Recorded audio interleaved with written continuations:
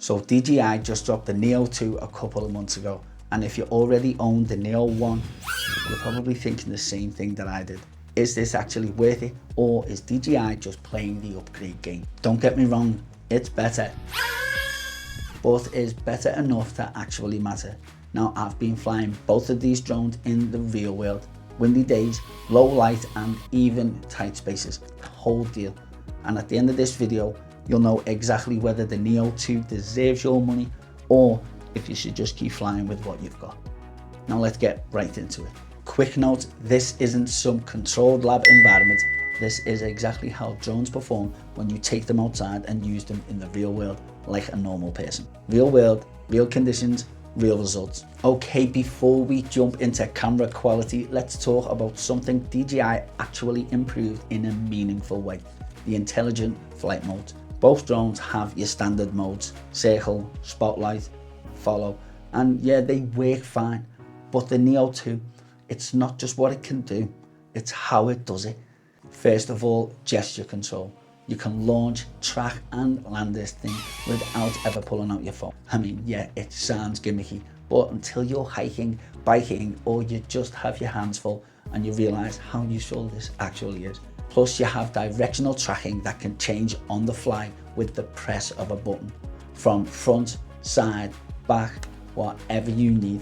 And then there's the new creative modes like dolly zoom and selfie shot.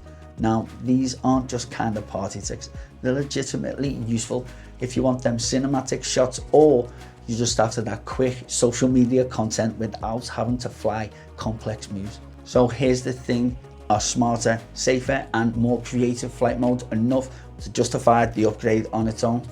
Maybe not, but when you start stacking these improvements with everything else, it does start adding up.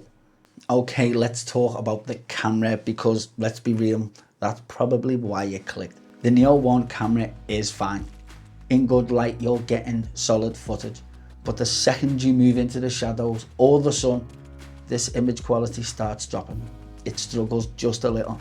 You get more digital sharpening and colors can just look a little bit overcooked, and there's just less room to work with in post. Now, the Neo 2 is noticeably cleaner. The dynamic range is better, meaning those blown out skies and crushed shadows, well, way less of an issue. Colors feel a lot more natural out of the camera, and when you're moving fast or tracking something, it actually holds on to detail a lot better. You get less of that digital framey jump. But here's the thing, though it's not a revolutionary leap, but when you put the footage side by side, you see it immediately. The Neo 2 does give you that more usable footage with way less babysitting. Here's something that DJI doesn't really hype up in their marketing: how the drone actually feels when you're flying it. Now, the Neo 1 is good, don't get me wrong, but there is slight twitchiness to it, especially in the wind. You'll notice it constantly making these little micro corrections, and when a gust hits, it gets pushed around pretty easily. Now, the gimbal does its job, but you can't see it working over time. Yes, the Neo 2 is smoother. Directional changes feel more intentional and less reactive. It's kind of like it's actually locked into what you're really trying to do. Now, wind does still affect it. I mean, it is a tiny drone, but it recovers a lot faster with way less drama. The gimbal movements feel a lot more confident instead of them trying to compensate. And honestly, this is where the Neo 2 quietly wins it for me. It feels less like a toy that I'm wrestling with, and more like a tool that does exactly what I'm wanting it to do. Okay, let's talk speed and acro mode, because some of you out there are going to want to push these things to the limit. Top speed on the Neo 1, you're looking at around 8 meters per second in sport mode. Now, that's around 18 miles per hour. But with a little breeze, you can smash way above 23 miles per hour. Now, that's not bad for flying and tracking shots. And in manual, let's just say we can push it above 40 miles per hour with the right conditions. Now, the Neo 2 bumps that up roughly to 12 meters per second.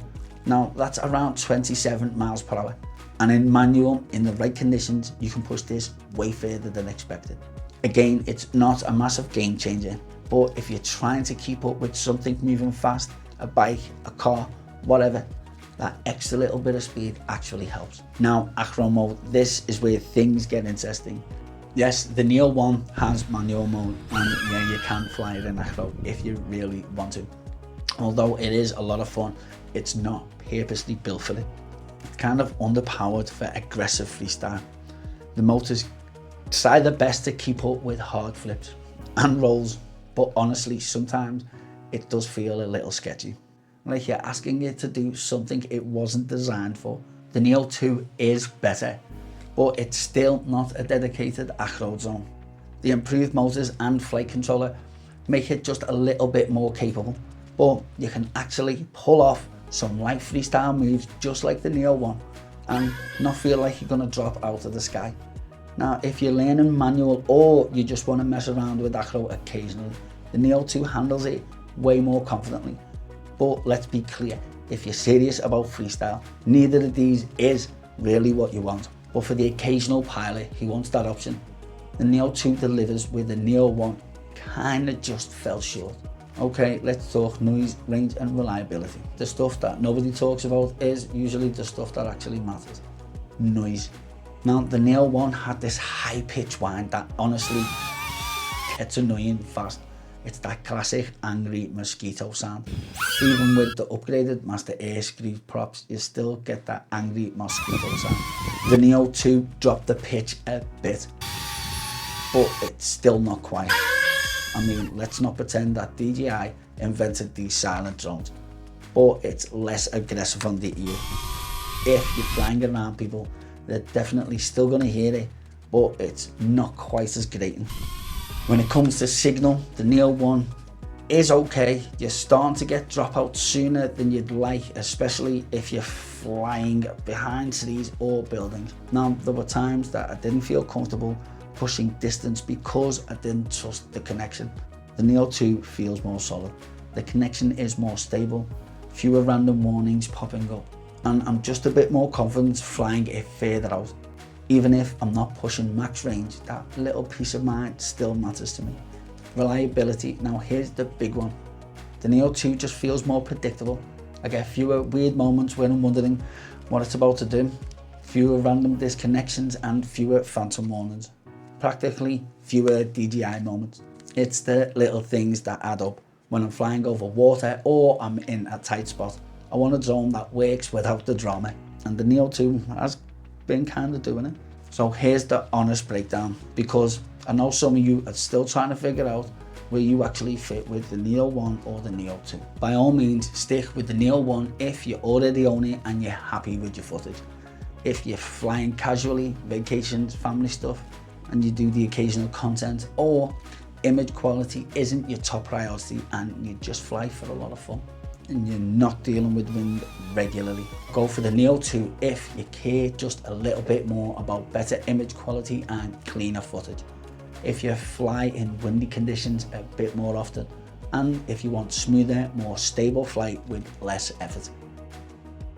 If you post content regularly and you need more reliable results, well, this is better. And if you want better range with fewer connection issues. Also, it may be better if you're interested in flying manual or acro down the line. Okay, the question you actually came here for, should you upgrade? If you're expecting some massive generational leap that's gonna change your content overnight, well then that's not gonna happen. This isn't that. But if you want a more refined drone, better footage, smoother flight, fewer compromises and less frustration in the real world, well then the Neo 2 is a better drone, no question. DJI didn't reinvent the Neo, they kind of fixed it. They smoothed out the rough edges and upgraded really what mattered, and gave us a drone that feels more confident on doing the job. Now, is it worth the upgrade? Well, if you already have a Neo 1, this depends on how much these improvements actually matter to your workflow. For me, yeah, I'd make the jump, but I also fly these things constantly and I notice the small stuff. But as a casual user, you'd still be fine with the Neo 1. Now, for somebody who wants the best version of this form factor, well then the Neo 2 I'd say is your move. So there you have it, the decision's down to you. Now, if this video helped you figure out which one's right for you, Well then do me a favor and drop a comment and let me know. Are you rocking the Neo 1 or are you upgrading to the Neo 2? Or are you just skipping both and you're waiting to fly something completely different? If you feel like you got any type of value whatsoever from this video today, can you please do me a favor and hit that like button and smash subscribe, as it really helps my channel grow and get out there to a lot more drone pilots. I'm Adam from Drone and Lens. You guys have been awesome and I hope to see you all in the next video.